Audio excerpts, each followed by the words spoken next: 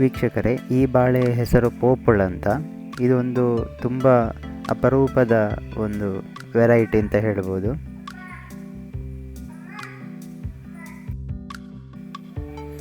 ಈ ಗೊನೆ ತುಂಬ ಭಾರ ಬರ್ತದೆ. ಇದು ಸಾಧಾರಣ ಒಂದು 28-30 kg ತೂಕ ಇರ್ತದೆ. ಒಂದು ಹಣ್ಣು ಅರ್ಧ kg ಉಂಟು ನೋಡಿ. ಹಣ್ಣಾಗಿದ್ದರೆ ಈ ರೀತಿ ಕತ್ತರಿಸಿ ತಿನ್ನಬಹುದು. ಇದನ್ನು ಚಿಪ್ಸಿಗೆ ಜಾಸ್ತಿ ಯೂಸ್ ಮಾಡ್ತಾರೆ.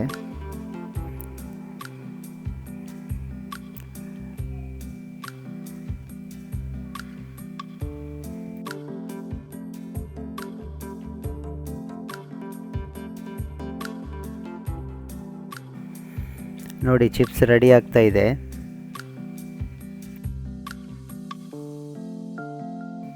ಚಿಪ್ಸಲ್ಲಿ ಅತ್ಯಂತ ರುಚಿಕರವಾದಂಥ ಚಿಪ್ಸ್ ಯಾವುದು ಅಂತ ಹೇಳಿದರೆ ಇದು ಪೋಪುಳು ಬಾಳೆಹಣ್ಣಿನ ಚಿಪ್ಸ್.